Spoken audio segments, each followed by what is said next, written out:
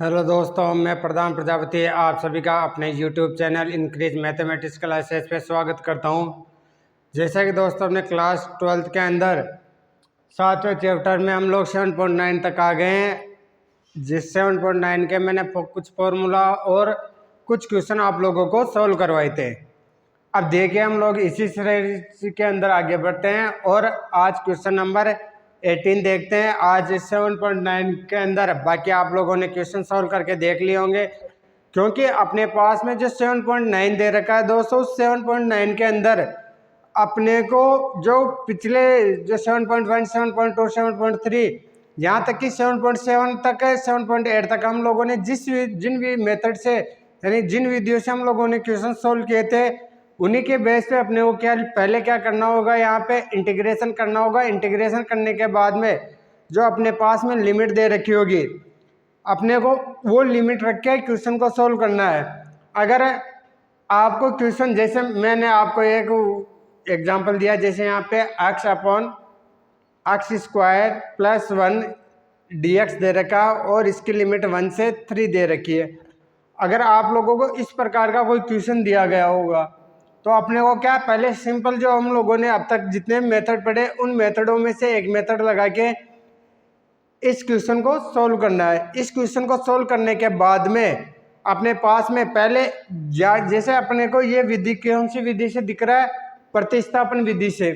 जब यहाँ पे प्रतिस्थापन विधि देखेंगे यानी सब्स्टिट्यूट मेथड देखेंगे, जिसके अंदर हम लोग क्या करते थे, एक्स स्क्वायर प्लस 1 को टी मान के चलते थे। X square plus 1 equal to t लेके चलते थे, फिर उसका डेरिवेटिव निकालते थे यानी कि dt की वैल्यू निकालते थे।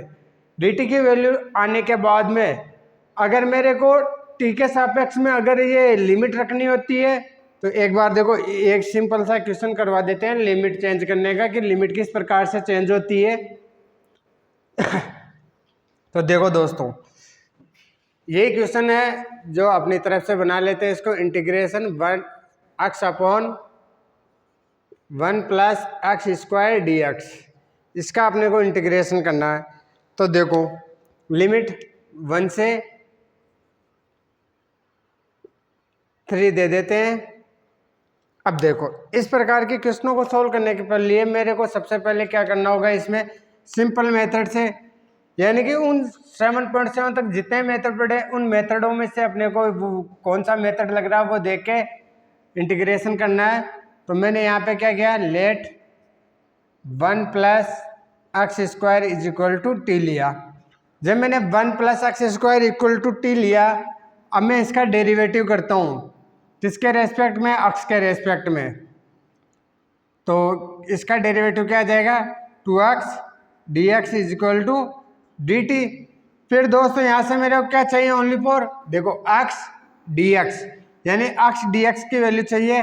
तो मैं क्या करता हूँ, dt को 2 को क्या करता हूँ dt के डिवाइड में ले जाता हूँ। तो ये क्या हो जाएगा, dt बाई 2। अब dt बाई 2 होने के बाद में वैल्यू पुट करता हूँ तो देखो क्या आया कि 1/2 आया, जिसको मैंने बाहर ले लिया और dt अपॉन टी आ गया दोस्तों। अभी इसका अपने को सबको पता है, इसका वो इंटीग्रेशन क्या होता है, 1/2 log t प्लस सी, सबको पता है। लेकिन अपने को इसका क्या करना है, अभी लिमिट रखनी है, लिमिट रख के वैल्यू निकालनी। इस वजह से मैं यहाँ पे समाकलन स्थिरांक नहीं ले रहा हूँ, लिमिट 1 से 3। अब देखो या तो मैं क्या करता है, यहाँ पे टी की वैल्यू पुट करता 1 प्लस एक्स स्क्वायर करता, यानी कि अगर डायरेक्ट अगर मेरे को यही 1 और 3 अगर लिमिट रखनी है तो मेरे को टी को वापस किसके रूप में चेंज करना है, एक्स के रूप में। ध्यान देना, यानी कि 1 और 3 की वैल्यू में अगर लिमिट रख रहा हूँ साथ में, तो मेरे को जो टी माना, जो टी वाला टर्म है उस टर्म को मेरे को पहले एक्स के अंदर चेंज करना होगा। यानी कि एक मेथड तो ये हो जाएगा। तो मैं यहाँ क्या करता हूँ, 1/2 log टी की वैल्यू क्या मेरे पास में 1 प्लस एक्स स्क्वायर, तो 1 प्लस एक्स स्क्वायर लेके और इसकी लिमिट रखता हूँ। तो इसकी लिमिट रखने के लिए क्या हो जाएगा दोस्तों, ये 1/2 ऐसा का ऐसा हो जाएगा अपने पास में, ये log हो जाएगा। log के बाद में 1 रख, पहले अपर लिमिट रखेंगे, अपर लिमिट रखे तो ये किसका स्क्वायर हो गया, 3 का स्क्वायर। 3 का स्क्वायर कितना होता है 9, 9 और 1 कितना हो गया दोस्तों 10। तो ये तो क्या हो जाएगा 1/2 log 10 माइनस अब लोअर लिमिट लगाए तो क्या आ जाएगा 1 का स्क्वायर यानी 1, 1 + 1 कितना हो गया दोस्तों log 2। जब ये log 2 हो गया, अब log m minus log n, log m minus log n क्या होता है log m बटा n। इस फॉर्मूले का यूज करता हूं तो आगे देखो, तो 1/2 log m बटा n, m क्या है यहाँ पे 10 और n क्या है 2, तो ये क्या हो जाएगा 10/2। 2 से डिवाइड करता हूं तो 1/2 log कितना आ गया 5। और दोस्तों n log m होता है तो इस ये क्या हो जाता है log m की पावर n। तो मैं इसे इस प्रकार से भी लिख सकता हूँ log 5 की पावर कितनी आ जाएगी 1/2। 1/2 का मतलब क्या होता है यहाँ पे √2, तो ये क्या हो जाएगा log 5 की पावर रूट यानी कि log √5। एक मेथड तो ये हो गया। अगर मेरे को मतलब कहने का ये तरीका समझाने का एक ही रीजन है कि अगर मेरे को यही लिमिट रखनी है यानी 1 से 3 की लिमिट रखनी है तो क्या करना होगा, मेरे को जो पद टीम को माना हम लोगों ने उस टी को वापस किस में चेंज करना होगा अपने को अक्स के अंदर, और उसके बाद लिमिट पुट आउट करना है। अगर ऐसा नहीं करते और टी के साथ में हम लोग लिमिट रखना चाहते हैं तो एक बार आप यहाँ तक तो रखो, स्क्रीनशॉट लो। जहाँ तक हम लोगों ने किया इसमें क्या किया है, जो लिमिट दे रखी सेम लिमिट रख के टी वाले पद को अक्स में चेंज करके लिमिट पुट आउट करके क्वेश्चन का आंसर निकाला है। तो एक बार इसका स्क्रीनशॉट लो। और बाकी आप लोगों को मैं जैसे अपने पास में अगर ये टी दे रखा है, इस टी के सापेक्ष में अगर अपने को लिमिट रख के चलना है तो किस प्रकार से चलेंगे, तो एक बार इसका स्क्रीनशॉट लो। फिर दूसरा मेथड बताता हूँ।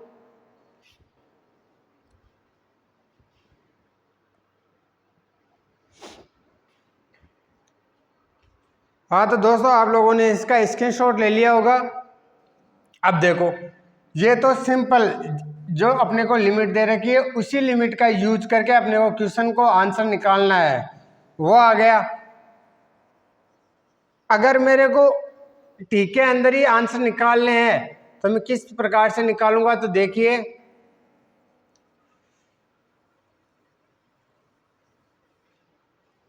क्या दे रखा है 1/t। 1/t का मतलब क्या हो गया यहाँ पे अपने पास में log t log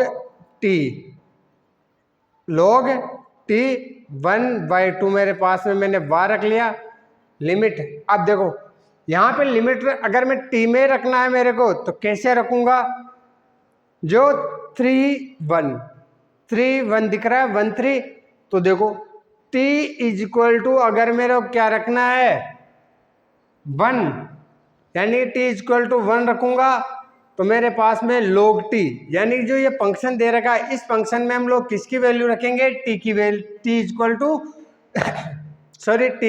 नहीं, हाँ t = 1। तो यहाँ से फिर 1 रखने के बाद में log 1 आ जाएगा, log 1 की जो लिमिट होगी वो रख लेंगे। यानी कि ये किसकी वैल्यू दे रखी है अक्स की वैल्यू, तो x = मेरे को 1 रखना है, किस में रखना है इसके अंदर, तो ये क्या आ जाएगा 1 + 1 = 2 यानी कि t = क्या आ जाएगा 2। क्यों, क्योंकि हम लोगों ने यहाँ पे क्या किया है t = 1 + x² माना है। मेरे को किसकी वैल्यू चाहिए t की, तो मैं x बराबर 1 ले रहा हूँ दोस्तों, तो मेरे पास में t = कितना प्राप्त हो रहा है 1, x बराबर 1 तो t बराबर 1 + 1 यानी कि 2 प्राप्त हो गया। तो ये एक लिमिट तो क्या आ गई t की 2, और x बराबर कितना 3। x बराबर जब मैं 3 पुट आउट करता हूं तो मेरे पास में लिमिट क्या बन जाती है तो ये t इक्वल टू अपने पास में क्या माना 1 plus x square is equal to, तो 1 प्लस 3 का स्क्वायर कितना हो गया, सॉरी 9, ये कितना हो जाएगा 10। ठीक है, अब यानी कि लिमिट मेरे को क्या कितनी लेनी है 2 से 3, तो ये लो मैंने लिमिट ले ली यहाँ से, सॉरी 2 से 3 ने 2 से 10, पुट आउट करते हैं 1/2 अपर लिमिट यानी कि log 10 माइनस अब lower limit log 2 log m minus n, वही आ गया ना सेम मेथड, 1/2 log m बटा n यानी 10/2, 10/2 क्या होता है 5, तो 1/2 log 5 log m बटा n, log m का फॉर्मूला ये पावर किस पे आ जाती है, अगर मल्टीप्लाई में हो तो log के साथ में पावर के रूप में, तो ये क्या हो जाएगा log 5 की पावर 1/2, जिसे मैं किस रूप में लिख सकता हूँ दोस्तों log 5 यानी कि √5। इस प्रकार से मैं इस क्वेश्चन को सॉल्व कर सकता हूँ।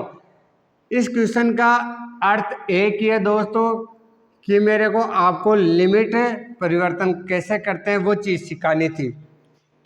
देखो हम लोगों ने जैसे यहाँ पे t इक्वल टू वापस 1 प्लस एक्स स्क्वायर रख के और 1 और 3 जब मैं लिमिट रख रहा हूँ, तो 1 और 3 लिमिट रखने के बावजूद भी जैसे हम लोगों ने पहले अभी थोड़ी देर पहले किया था तो भी मेरे पास में आंसर यही आ रहा था, और जब मैं डायरेक्ट t के अंदर लिमिट पुट करना चाहूँ यानी कि 1 अक्स बराबर क्या दे रखा है 1 और अक्स बराबर 3, क्यों, क्योंकि अपने को अक्स की लिमिट दे रखी है और ना कि टी की लिमिट, तो अक्स की लिमिट देने के कारण मैंने यहाँ पे क्या किया कि टी की लिमिट को चेंज कर लिया। टी की लिमिट को चेंज करने के लिए यानी टी की सीमा को परिवर्तन करने के लिए मेरे पास में जो अक्स की लिमिट दे रखी है उस लिमिट को मेरे को किस में रखना है, जो t इक्वल टू मैंने माना उसके अंदर मेरे को लिमिट की वैल्यू रखनी है।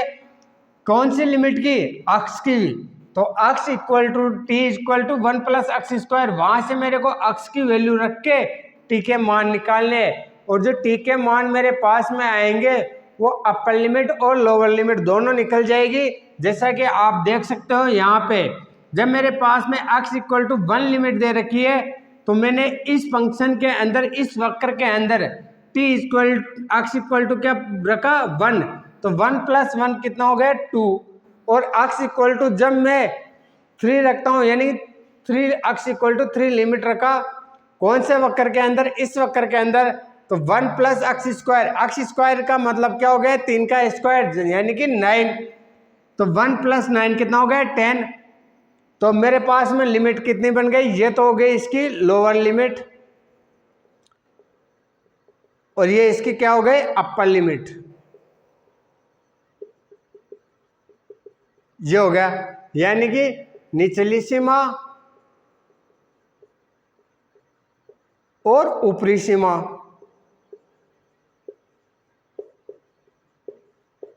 ये है बस।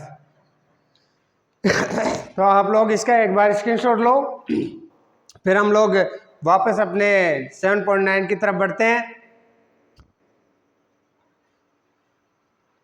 बस दोस्तों और कुछ नहीं करना था मेरे को इस क्वेश्चन से आप लोगों को लिमिट कैसे परिवर्तित करते हैं वो चीज़ सिखानी थी, और मैं आशा करता हूं कि आप लोग ये सीख गए होंगे कि लिमिट परिवर्तन कैसे की जाती है और क्यों की जाती है। अगर मैं वहां पे टी में डायरेक्ट लिमिट रखता है 3 और 1 और 3 तो मेरे पास में ये आंसर नहीं आता, जो कि रॉन्ग मेथड है। अब देखो बढ़ते हैं आगे इसी सीरीज के अंदर।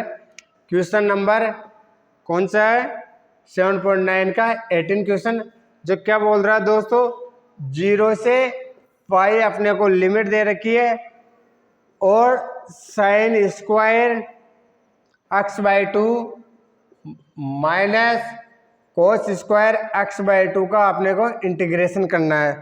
अब दोस्तों आप लोगों को पता है कि sine square x/2 cos square x/2 अपने को लगभग थोड़े से अंदाज से देखें तो मैंने आप लोगों ने 10th क्लास वाले चैप्टर में जो अपने पास में और आप लोग पढ़ के आए होंगे 10th क्लास के अंदर, जो 8वां चैप्टर था 10th क्लास की मैथमेटिक्स सब्जेक्ट में, 8वां चैप्टर ट्रिग्नोमेट्री, वहाँ पे आप लोगों ने इसका फॉर्मूला देखा होगा cos 2x का। cos 2x से होता क्या है कि पहला तो 2 cos स्क्वायर, cos 2x के मतलब कहने का तात्पर्य यही है, cos 2x के फॉर्मूले मेरे पास में 3 होते हैं। कैसे? एक तो होता है 2 cos स्क्वायर x माइनस 1 और cos 2x is equal to, अगर यहाँ से मेरे को हटाना है तो 1 माइनस 2 साइन स्क्वायर एक्स, यानी कोस स्क्वायर एक्स की जगह मैंने क्या रख लिया, ये 1 माइनस साइन स्क्वायर एक्स। और एक होता है दोस्तों cos 2x equal to cos square x minus sine square x, ये फॉर्मूला होता है। यहाँ से देखो मेरे को सेम चीज नजर तो नहीं आ रही, लेकिन अगर मैं इस वाले पद के अंदर इस वक्र में से माइनस कॉमन ले लेता हूँ तब मेरे को ये चीज मिल जाएगी, यानी कि कोस square x by 2 minus sine square x by 2। तो मैंने दोस्तों यहाँ से -1 कॉमन ले लिया, ये 0 से पाई हो जाएगा और ये पद क्या बन गया अपना, कोस square x by 2 minus sine square x by 2, ये बन गया, इसका इंटीग्रेशन हो गया dx। वही आगे सॉल्व करते हैं, तो माइनस का साइन 0 से पाई, ये फॉर्मूला किसका बन गया दोस्तों। अब देखो अपने को चाहिए क्या, x बाई 2, तो मैं क्या करता हूँ यहाँ पे किससे डिवाइड कर देता हूँ, 2 से। तो इससे 2 से डिवाइड करने के बाद में तो cos x रह गया और ये cos स्क्वायर x बाई 2 हो जाएगा minus sine square x by 2, यानी कि थीटा को मैंने क्या किया यहाँ पे आधा कर लिया, किसके थीटा को, 2x वाले थीटा को। तो ये किसका फॉर्मूला बन गया, cos x का। तो देखो ये cos x सिंपल हो जाएगा, cos x dx।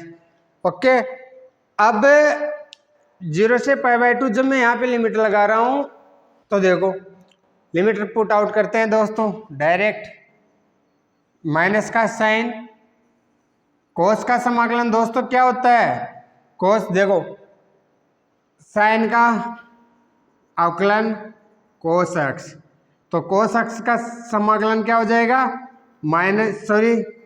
तो साइन एक्स का इंटीग्रेशन जस्ट उल्टा बताया था आप लोगों को, माइनस का कोस एक्स और कोस एक्स का समाकलन क्या निकल के आ जाएगा, साइन एक्स। और यहाँ पे अगर मैं कोस एक्स का डेरिवेटिव निकालता हूँ तो माइनस का साइन एक्स आ जाएगा।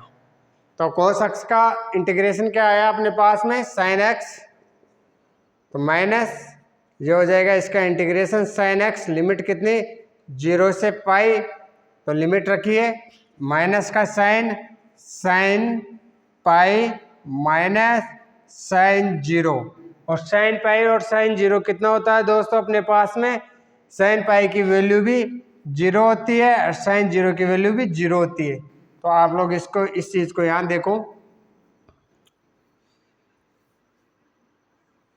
देखो साइन पाई साइन 0 की वैल्यू तो सबको याद ही है क्योंकि स्टार्टिंग अपने 0 से होती है। जो साइन 0 की वैल्यू तो आपको सबको पता है कि 0 होती है, लेकिन साइन पाई की वैल्यू कैसे निकाल सकते हैं हम, कैसे निकाल सकते हैं दोस्तों, कौन से क्वाड्रेंट में रखना है अपने को, यानी पाई। तो इसको मैं क्या ऐसे लिख सकता हूँ, sine pi by 2 plus pi by 2। Okay, अब साइन किस में चेंज होता है, यानी साइन थर्ड क्वाड्रेंट में जा रहा है तो निष्पत्ति चेंज हो गई, तो ये किस में चेंज हो जाएगा, कोस पाई बाई 2 में। और कोस पाई बाई 2 यानी कोस 90 डिग्री की वैल्यू कितनी होती है अपने पास में, और pi by 2 plus pi by 2 कौन से क्वाड्रेंट में जा रहे हैं, थर्ड क्वाड्रेंट में, जिसकी वैल्यू अपने पास में क्या होती है, 0। तो दोस्तों ये अपने पास में इस प्रकार से इसका आंसर निकल के आ गया, यानी कि साइन पाई की वैल्यू 0। तो आप लोग इसका स्क्रीनशॉट ले लो, ये क्वेश्चन नंबर 18 हो गया अपना।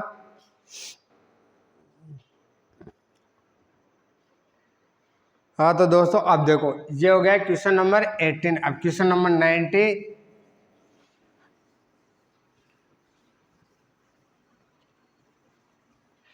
और बिल्कुल इजी है दोस्तों, बस लिमिट पुट आउट करना आना चाहिए अपने को।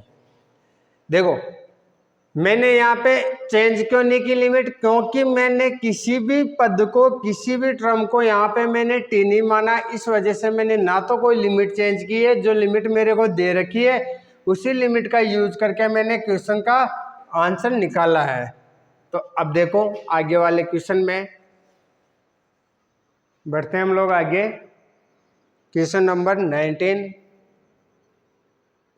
इसमें क्या बोल रहा है दोस्तों, इंटीग्रेशन करना है। 0 से 2 लिमिट दे रखी है 6x plus 3 divide by x square plus 4 dx। अब देखो दोस्तों, मेरे को या तो नीचे वाले का अवकलन करने पे जिस पद को मैं टी मानूं उस पद का मेरे को अवकलन करने पे क्या मिल जाए, ऊपर वाला पद। तो मेरे को यहाँ पे अगर मैं एक्स स्क्वायर प्लस 4 को टी मान रहा हूँ तो मेरे पास में इसका डेरिवेटिव क्या आ रहा है, 2x dx equal to dt, जो मेरे को ऊपर वाले पद में कहीं यानी कि अंश में कुछ कहीं पे दिखाई नहीं दे रहा उसका डेरिवेटिव, तो मेरे को यहाँ पे 3 मान के इस क्वेश्चन को सोल्व नहीं कर सकता। दूसरी चीज 7.4 की तरफ आओ, यानी कि ये एक्स स्क्वायर और प्लस ये ए स्क्वायर, यानी 2 का स्क्वायर लिख सकते हैं इसको, 2 का स्क्वायर इस रूप में नजर आ रहा है। लेकिन अपने जो फॉर्मूला थे उस फॉर्मूला में क्या था, ऊपर dx ही था, ना कि कोई दूसरी x की टर्म नजर आ रही थी। तो ऐसे था फॉर्मूला अपने पास में, एक्स स्क्वायर प्लस ए स्क्वायर या एक्स स्क्वायर माइनस ए स्क्वायर या ए स्क्वायर माइनस एक्स स्क्वायर, 6 फॉर्मूले थे ना 7.4 के अंदर, या फिर इन सब पे रूट, ये 6 फॉर्मूले मैंने आप लोगों को यहाँ पे बताए थे। तो इस रूप में मेरे को कहीं पे क्वेश्चन नंबर 9 के अंदर नीचे वाला पद नजर नहीं आ रहा, तो मैं क्या करता हूँ अब यहाँ पे इनको अलग अलग कर लेता हूँ। तो देखो 0 से 2 6x divide by x square plus 4 plus 0 से 2 3 divide by x square plus 4 dx। अब देखो ये वाला जो इंटीग्रेशन है वो तो मेरे को 7.4 से हो जाएगा कंप्लीट, और ये वाला 7.2, यानी कि जो अपने पास में टी मान के चलने वाला, और ये डायरेक्ट फॉर्मूले से। तो मैं देखो साथ के साथ सॉल्व करता हूँ इनको। तो यहाँ पे तो क्या हो जाएगा, इसको i दे देता हूँ मैं, i1 प्लस i2, इसको i2 दे देता हूँ दोस्तों। तो इसको इक्वेशन नंबर 1 दे देते हैं। तो मैं i1 की वैल्यू निकालता हूँ, तो 0 से 2 6x plus x square plus 4 और dx, ये आ गया। अब इसके बाद में दोस्तों मैंने यहाँ पे क्या किया, एक्स स्क्वायर प्लस 4 को मैंने क्या मान लिया t, जब इसका डेरिवेटिव किया तो 2x प्लस इसका तो 4 का 0 हो गया, तो dx इक्वल टू dt। यहाँ से मैंने dt की वैल्यू निकाली, तो मेरे पास में सॉरी dx की वैल्यू निकाली, तो क्या आ गया ये dt बाई 2। तो इसी आगे देखिए अब dt बाई 2, तो इस वाले फॉर्मूले को मैं लिख देता हूँ क्या, 0 से 2 और 1/2, और ये क्या हो जाएगा दोस्तों, ऊपर 6 दे रखा ना साथ में, तो ये 6 कर देते हैं 6, और डिवाइड बाई कितना दे रखा है t, और ये dt, ये हो जाएगा। अब इसके आगे देखो दोस्तों, इसी में कितनी बार कटा, 3 बार, 2 से 3 बार। अब देखो 0 से 2 और क्या हो जाएगा 3 अपॉन टी dt। अब 3 अपॉन टी क्या होता है अपने पास में, इसका फॉर्मूला log t, तो ये 3 मेरा मल्टीप्लाई में चल ही रहा है, ये log t कहाँ से कहाँ तक, 0 से 2 तक मेरे को अक्ष की लिमिट रखनी है। तो मैं अक्ष की लिमिट रखने के लिए 3 को बाहर ले लेते हैं हम लोग, तो 3 log कितना आ रहा है t, तो अपर लिमिट यानी 2 माइनस log 0 की वैल्यू कितनी होती है दोस्तों अपने पास में, log 0 की वैल्यू जीरो होती है या 1 होती है? एक बार देख लेता हूँ। log 0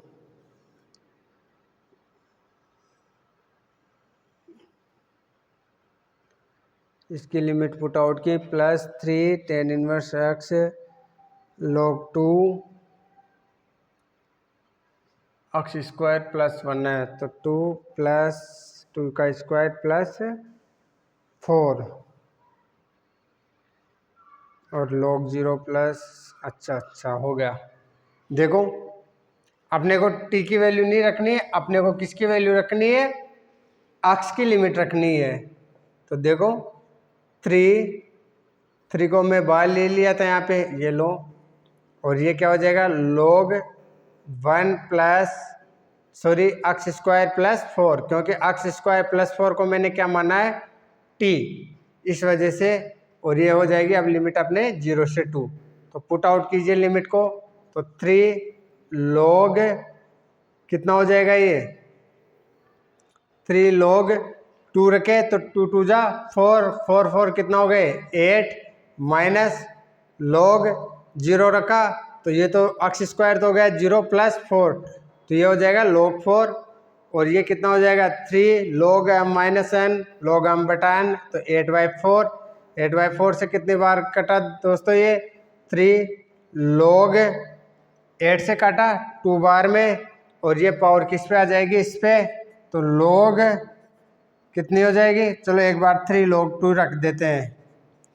3 log 2 इसका आंसर आ गया। अब I2 का आंसर निकालते हैं। देखो I2 इज इक्वल टू क्या दे रखा है? 0 से 2 और 3/x स्क्वायर +4 dx। अब देखिए दोस्तों, अपने पास में जो 7.4 दे रखी है उसके अनुसार अपने को ये क्वेश्चन सोल्व करना है। तो x स्क्वायर + a स्क्वायर दोस्तों अपने पास में किसका फॉर्मूला होता है? वही 1/a और tan इनवर्स x/a। तो देखिए फॉर्मूला इधर लिख देता हूँ मैं, dx/x स्क्वायर + a स्क्वायर क्या होता है? 1/a। इधर लिख देते हैं कि dx/x स्क्वायर + a स्क्वायर दे रखा है, इसका फॉर्मूला होता है 1/a tan इनवर्स x/a। ये वाला फॉर्मूला पुट करते हैं तो देखो क्या आया ये कि 3a कितना दे रखा है? 2, तो 3/2 tan इनवर्स x/a कितना है? 2, और लिमिट लगा देते हैं दोस्तों 0 से 2, और इसको हम लोगों ने चेंज किया है नहीं, तो लिमिट पुट करते हैं। तो आ जाओ 3/2 tan इनवर्स। अब देखो 2 रख रहा हूँ x की वैल्यू, तो मेरे पास में tan इनवर्स क्या आ गया? 1 माइनस tan इनवर्स, ये क्या हो जाएगा? 0। log m tan inverse x और tan इनवर्स y का फॉर्मूला क्या होता है? 3/2 tan इनवर्स, यानी कि क्या हो जाएगा? x - y/1 + xy। ये फॉर्मूला पुट आउट करना है दोस्तों, और इस फॉर्मूले से अपने को क्या करना है? क्वेश्चन को सोल्व करके देखना है। तो ये क्या हो जाएगा? tan इनवर्स 2 और ये 0, और tan इनवर्स इसकी 0/2 आ रहा ना, tan इनवर्स 0/2। इसकी वैल्यू वैसे अपने पास में होती भी क्या है? इधर लिख देता हूँ 0, क्योंकि किसी भी संख्या में 0 का भाग देंगे तो 0 आएगा। तो ये क्या हो जाएगा? 3/2 tan इनवर्स 1। अब इन दोनों के मानों को अपने को किस में रखना है? इक्वेशन नंबर 1 में। तो क्या हो जाएगा? ये यहाँ से 3 दोनों में कॉमन ले लेते हैं हम लोग, तो 3, ये क्या हो जाएगा? log 2 minus plus tan inverse कितना? 1/2 भी आएगा यहाँ पे tan इनवर्स के साथ में। क्यों? क्योंकि अपने पास में 1/2 साथ में चल रहा है। ये आंसर आ गया दोस्तों। तो क्या आया? 3 log 4 minus plus 3/2 tan inverse π/4। ठीक है दोस्तों, इस प्रकार से अपने को इन क्वेश्चनों को सॉल्व करना है। स्क्रीनशॉट ले लो एक बार आप इसका, फिर हम लोग आज की क्लास को ये ख़त्म करते हैं। और आज अपने 7.9 कंप्लीट हो चुकी है, अब 7.10 की ओर बढ़ेंगे दोस्तों। हाँ तो दोस्तों, आप लोगों ने इसका स्क्रीनशॉट ले लिया होगा। अब कल से हम लोग 7.10 के फॉर्मूला देखेंगे। इसमें क्या होगा दोस्तों, अपने को 10-12 फॉर्मूले दे रखे, उस फॉर्मूलों के आधार पे क्वेश्चन को देख के डायरेक्ट फॉर्मूला लगा के क्वेश्चन सोल्व करना है। और आप लोगों को पता चल ही गया होगा कि इसमें कितने सारे फॉर्मूले हैं। तो इन फॉर्मूलों को याद करने के लिए आपके पास कोई इलाज नहीं है, मात्र प्रैक्टिस के अलावा। आप जितनी प्रैक्टिस करोगे आपको सारे फॉर्मूला याद हो जाएंगे, क्योंकि मैथ चीज़ चलती प्रैक्टिस पे है। आप जितना प्रैक्टिस करोगे आपको मतलब समाकलन को इतना करना है कि आपको क्वेश्चन सॉल्व करने पे यानी कि देखने मात्र से ही आप लोगों को पता चल जाना चाहिए कि इसका आंसर क्या हो सकता है एंड क्या नहीं हो सकता है, और कौन सी अपने को यहाँ पे विधि लगानी है। सबसे पहले अपने को इंटीग्रेशन के क्वेश्चनों को सॉल्व करने से पहले अपने को क्या करना होगा यहाँ पे कि सबसे पहले देखना पड़ेगा कि क्वेश्चन कौन सी प्रश्नावली का यानी कि कौन सी एक्सरसाइज का उठ के आया है। फिर उन फॉर्मूलाज को अपने को दिमाग में रिवाइज करना है कि कौन सा फॉर्मूला अब इनमें से लगेगा, और फिर उस फॉर्मूला का यूज करके अपने को क्वेश्चन सॉल्व करना है। जब क्वेश्चन सॉल्व करना है तो एक तो क्या होगा, एक तो निश्चित समाकलन यानी कि फाइनाइट इंटीग्रेशन वाला था, एक इनफाइनाइट इंटीग्रेशन यानी कि अनिश्चित समाकलन। दो प्रकार के समाकलन हम लोग पढ़ चुके हैं। एक निश्चित में तो क्या होगा अपने को यानी कि लिमिट दी हुई होगी, और अनिश्चित इंटीग्रेशन में क्या होगा जिसके अंदर अपने को लिमिट नहीं दे रखी यानी कि सिंपल दे रखा है। उस प्रकार के क्वेश्चनों को सॉल्व करना है। तो आप लोग जितनी यहाँ पे प्रैक्टिस करोगे, आप जितनी मेहनत करोगे, तभी जाके आप लोगों का ये चैप्टर कंप्लीट हो पाएगा। और अपने क्लास 12th के अंदर सबसे ज़्यादा नंबरों का जो अपने पास में चैप्टर है दोस्तों, वो 7वां चैप्टर यानी इंटीग्रेशन है। और इसी के बेस पे मैंने आपको पिछली क्लास में भी बता के गया था, जो अपने पास में 8वां चैप्टर जस्ट इसी के आधार पे, 9th चैप्टर भी इन्हीं के आधार पे, और जो यहाँ पे हम लोग सिंपल डेरिवेटिव सीखे, उन डेरिवेटिव का यूज जो अपने चैप्टर नंबर 5 और चैप्टर नंबर 6 दे रखे हैं, वो भी इसी बेस पे है। तो कितने चैप्टर हो गए, 5, 6, 7, 8, 9, 10 यानी करीबन 5 से 6 प्रश्नावलियाँ आप लोगों के इसी 7वें चैप्टर पर आधारित है। इसीलिए मैंने आप लोगों को सबसे पहले 7वां चैप्टर स्टार्ट किया है। चाहता तो मैं अपने जो छोटे छोटे चैप्टर हैं मैट्रिक्स वगैरह, हाँ मानता हूँ कि इसमें अपने को टाइम लगा, लगभग अपने को महीना भर कंप्लीट हो गया। और मैं महीना भर भी इसलिए हुआ दोस्तों क्योंकि मैं चाहता तो आप लोगों को जो इंटीग्रेशन वाले फॉर्मूले हैं उन फॉर्मूलाज को मैं डायरेक्ट ही आप लोगों को लिखवा के ही क्वेश्चनों को सॉल्व करवा सकता था, लेकिन नहीं। क्यों? क्योंकि अपने को पता तो रहना चाहिए। हालांकि आप लोगों के याद ही करने हैं या फिर वहाँ पे अपन उन फॉर्मूलाज को सॉल्व थोड़ी करके आंसर निकालेंगे। अपने को तो केवल बस आइडिया होना चाहिए कि किस प्रकार से अपन ये फॉर्मूले को प्रूव किया था, तो उसी बेस पे अपने को क्या है क्वेश्चन भी लगभग सॉल्व होते हैं। इसलिए मैं आप लोगों को वो फॉर्मूले सोल्व करके दिखा रहा हूँ। तो दोस्तों अपनी क्लास को ये ख़त्म करते हैं, और अपने इन वीडियोस को अपने क्लास 7 के साथ में और अधिक से अधिक लोगों को जोड़िए दोस्तों, क्लास 12th के स्टूडेंटों को। और अपने क्लास 10th की क्लासें भी चल रही है। क्लास 10th के अंदर अपने चैप्टर 8 है वो कंप्लीट हो चुका है। अब चैप्टर 9 के अंदर चलेंगे, जिसके अंदर अपने को उन्नयन अवनमन कोण वगैरह देखना है। यानी कि जैसे कि मैं आपको बोलूँ कि यहाँ खड़ा हूँ, जस्ट मेरे एक सामने मीनार खड़ी है, उस मीनार की जो लास्ट शिखर पॉइंट है यानी कि उसकी जो शिखर से देखने पे मेरे पास में थीटा यानी एंगल कितना डिग्री बन रहा है, तो मेरे को उसका बेस और उसकी हाइट किस प्रकार से निकालना है, किस प्रकार से नहीं निकालना। तो इस प्रकार के क्वेश्चन हम लोग 10th क्लास में 9th चैप्टर में पढ़ चुके हैं। अब केवल 10th क्लास वालों को स्टार्ट कर रहे हैं। तो आप लोग अपने जो छोटे भाई बहन वगैरह अगर कोई 10th में पढ़ रहे हो तो आप लोग उनको अपने क्लास के बारे में बताइए। तो दोस्तों चलते हैं अब। और अपने चैनल को लाइक शेयर एंड सब्सक्राइब कीजिए। तो दोस्तों थैंक यू वेरी मच।